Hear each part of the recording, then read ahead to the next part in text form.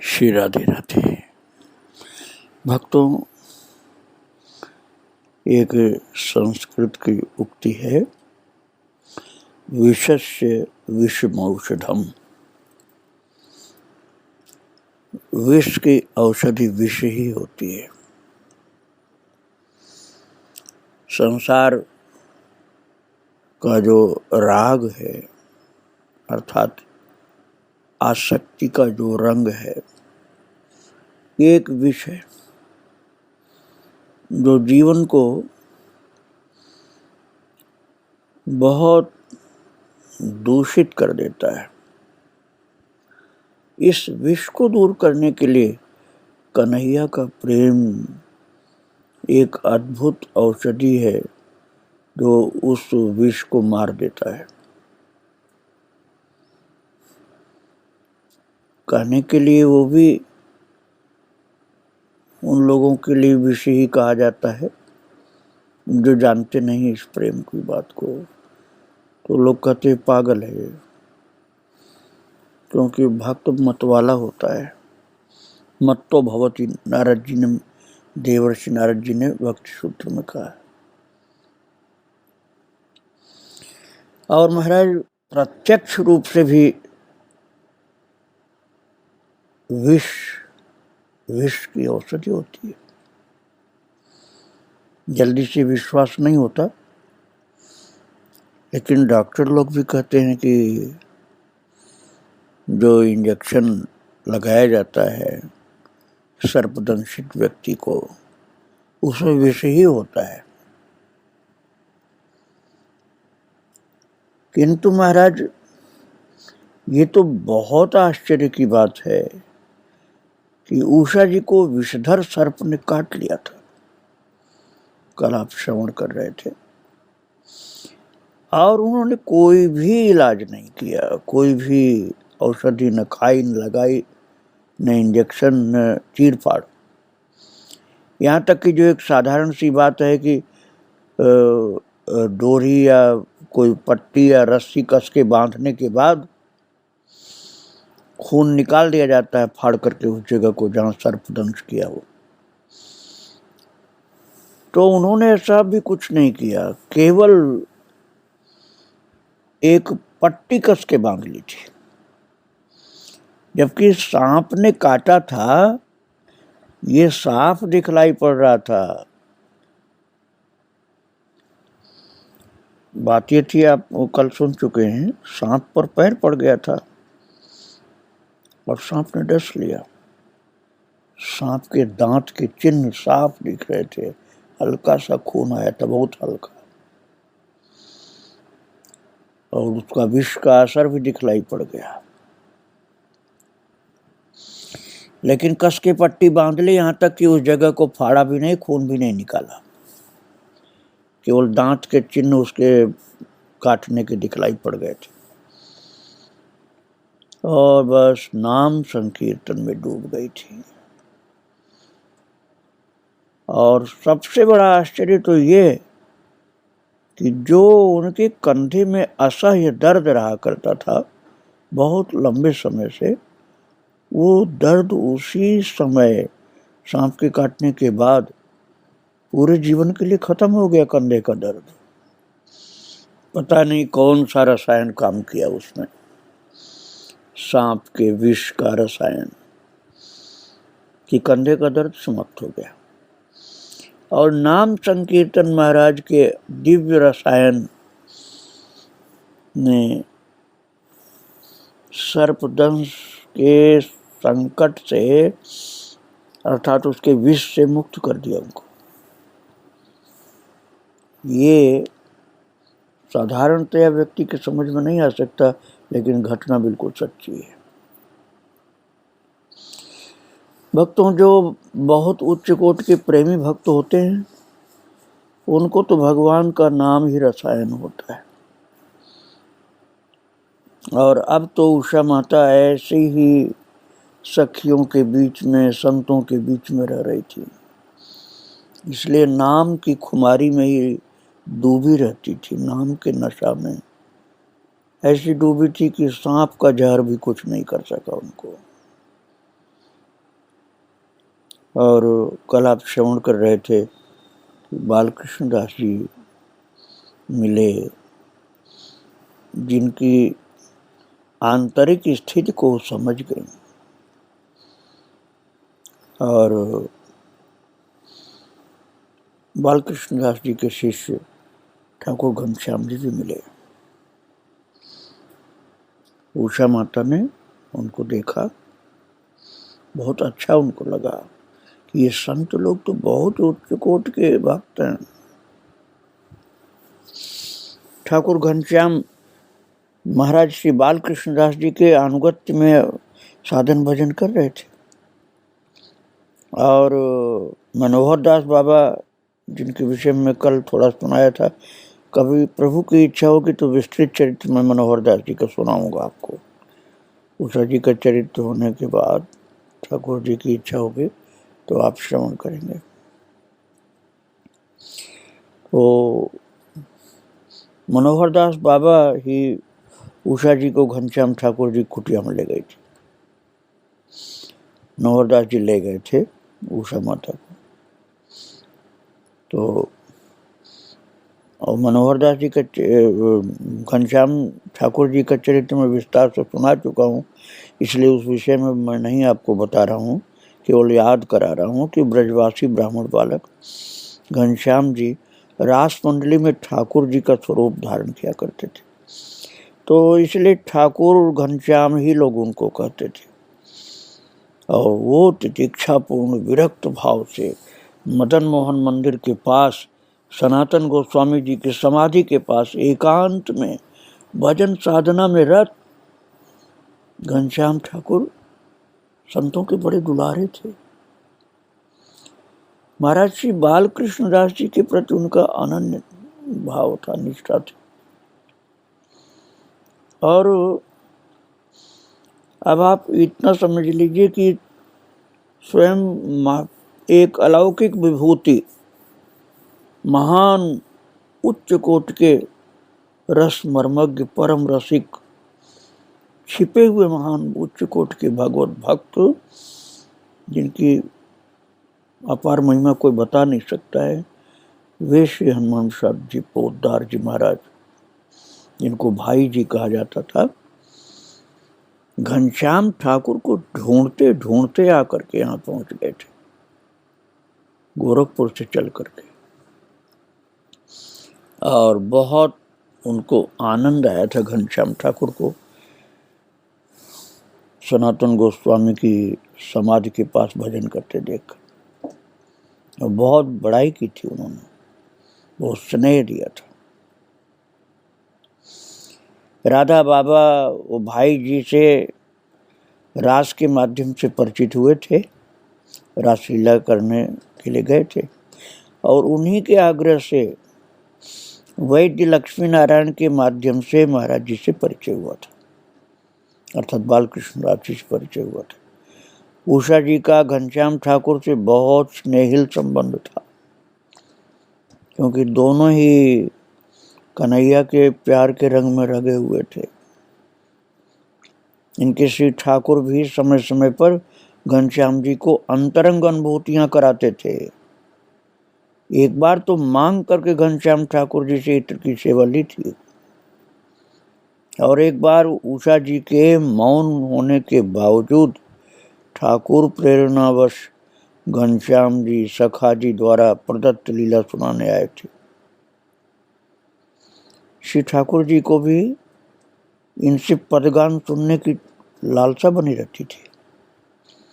शास्त्रीय संगीत में नित्य कुंज निकुंज की लीलाओं का वर्णन करते उनकी रसीली आवाज से पूरा कक्ष झंकृत हो जाता था। उनका भावप्रद लीलागान सबको भाव निमग्न कर जाता था। एक बार संध्या समय श्री यमुना जी की हिलोरों की उमंग मन में समेटे पूज्य उषा जी कुछ बहनों के साथ घनश्याम ठाकुर की कुटिया में गई।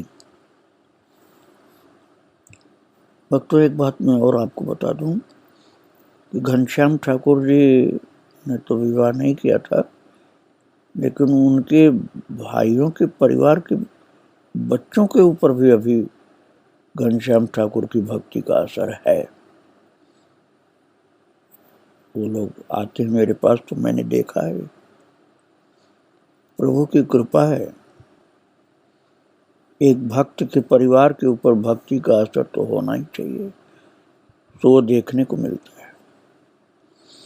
संयोग से पूज्य बाल कृष्ण दास जी भी उस समय वहीं थे जबकि बात मैं आपको सुना रहा हूँ।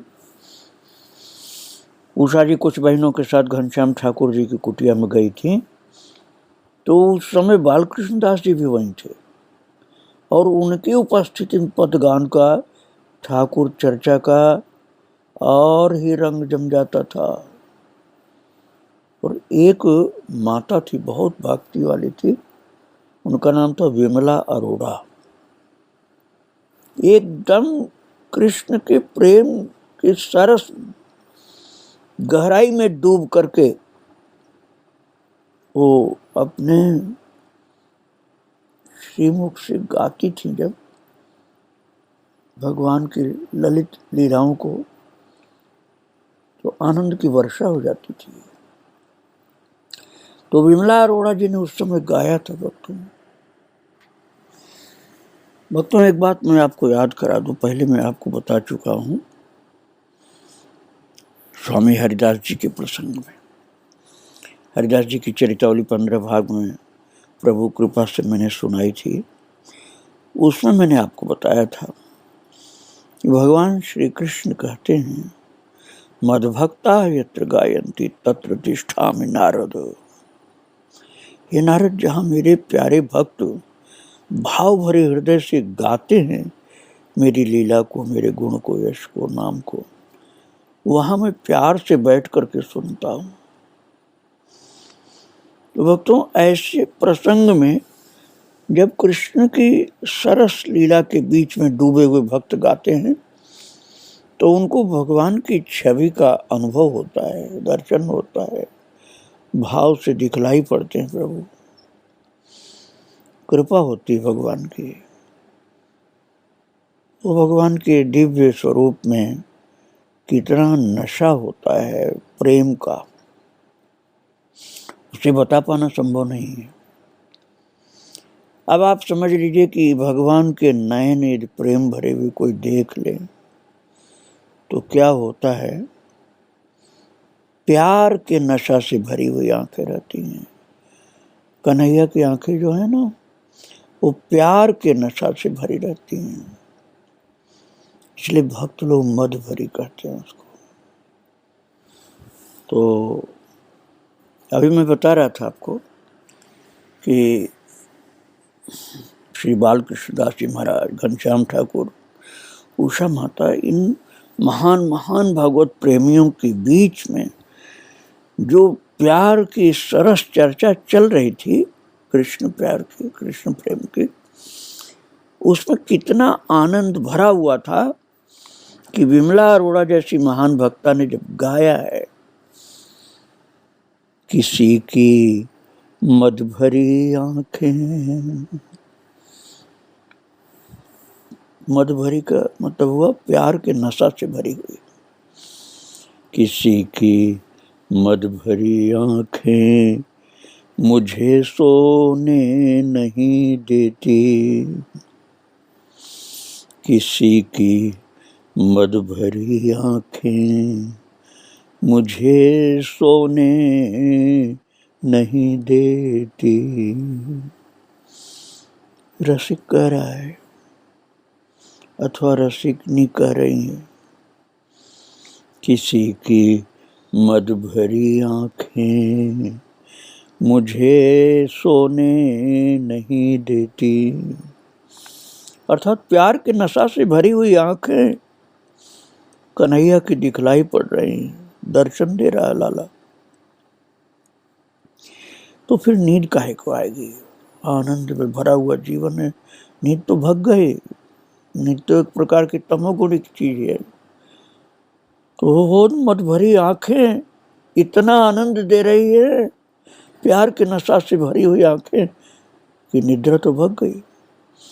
किसी की मद भरी आंखें मुझे सोने नहीं देती, घटाओं से घिरी अलकें सुबह होने नहीं देती। भक्तों, जैसे बहुत काली घटाएं घिर गई हो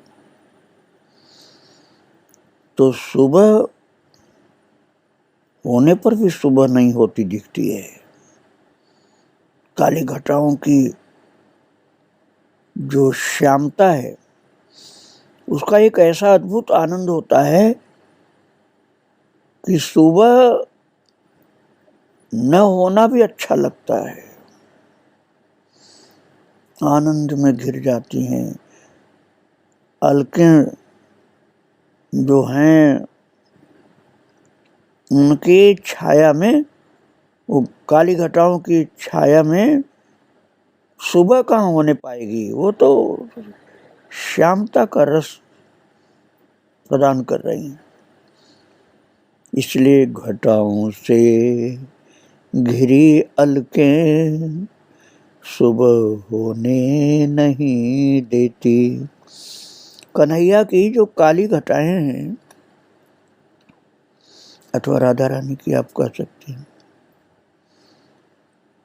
वो इतनी श्यामता से डूबी हुई कि कृष्ण और राधा रानी को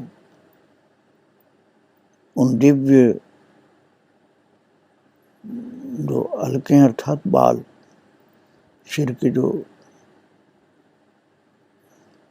सौंदर्य के निधान, उन अलकों से, अलकों की घटाओं से इतना श्यामता का रस भरा हुआ आनंद मिल रहा है कि सुबह नहीं हो रही संसार की। किसी की मद भरी आंखें मुझे सोने नहीं देती, घटाओं से घिरी अलकें सुबह होने नहीं देती। महाराज, ये बिना भाव के पूरा आनंद नहीं मिल सकता इन शब्दों का। यदि भाव है कृष्ण प्रेम का तो इसका आनंद ही अलग है। और जब विमला अरोड़ा माता ने गाया है प्यार भरे शब्दों में, तो इन शब्दों को सुनते ही पूज्य महाराज श्री बाल कृष्णदास जी के मुख से रोकते रोकते भी निकल पड़ा, आहा आहा, ओह ओह, ऐसे कहते हुए वो भाव निमग्न हो गए और सोचने लगे कि अरे मेरे अंदर का ये भाव मेरे शब्दों में प्रकट हो गया। छिपा रहे थे लेकिन मुख से तो निकल ही पड़ा।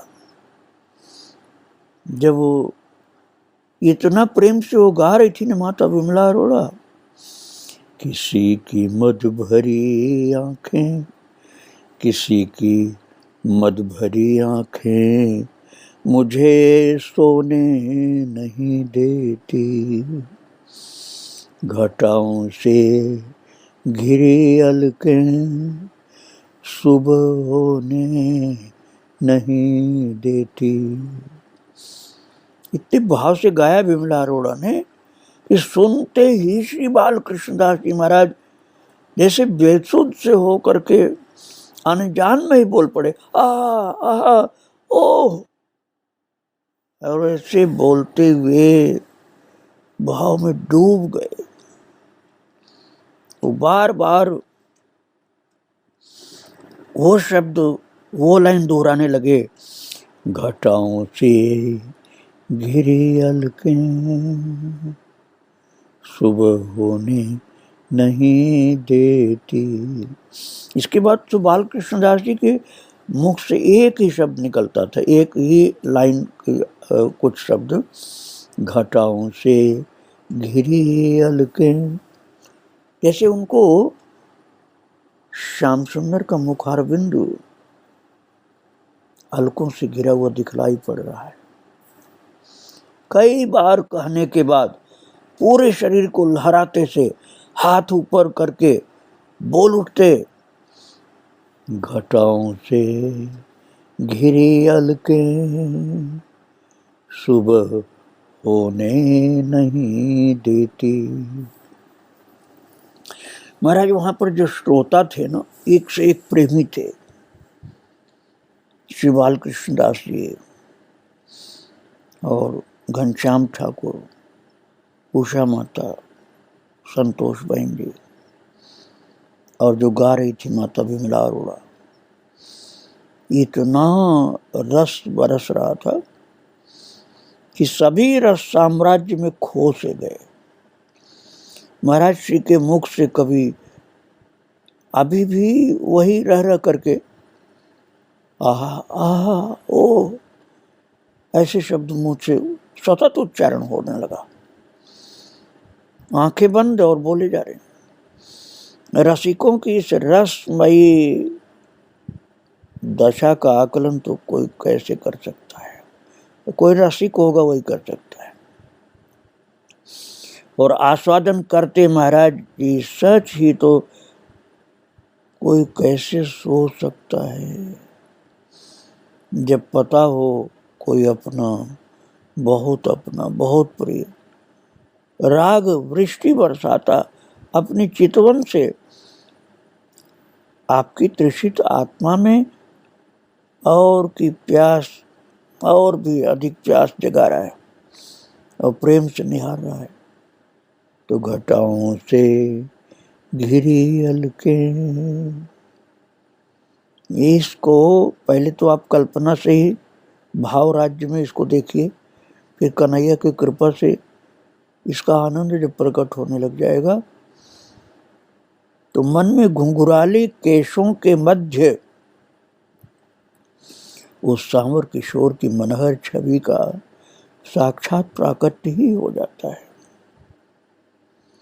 वो घटाओं से घिरी अलके अर्थात घुंघराले केशों के मध्य उस सांवर किशोर अपनी प्यारी मनहर छवि का साक्षात अनुभव कराने लग जाता है। कक्ष में गान गूंजता रहा। वही दो लाइन अधिकतर गूंजी जा रही थी, बोली जा रही थी, अनजान में ही दोहरा रहे थे बार बार।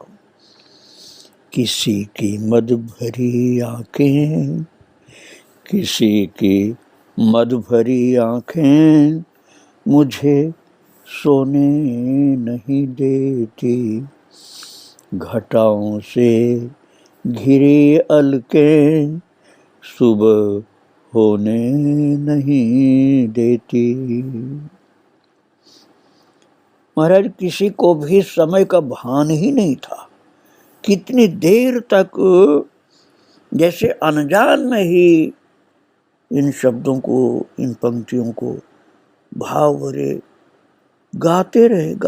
कोई नेत्र बंद किया हो, कोई झूम रहा है, कोई मतवाला हो रहा है। सभी रस भीने वातावरण में मन को डुबा दिए थे। और जब घर भी गए तो बस उसी भाव में डूबे हुए लोग घर गए। श्यामल किशोर की सतत उपस्थिति का एहसास उषा जी की नैसर्गिक स्वभाव की एक प्रेम भरी स्थिति बन गया था। प्रीतम भी हर पल कुछ न कुछ कौतुक कर अपनी आत्मीयता जता देते थे। भक्तों, सर्दियों के दिन थे। उषा जी पैदल ही बस स्टैंड से ब्रह्म निवास की ओर जा रही थी। उषा जी ने देखा कि रेलवे क्रॉसिंग पर एक पेड़ की टेक लगाए श्याम सुंदर बांकी अदा से खड़े उनकी ओर देख रहे थे।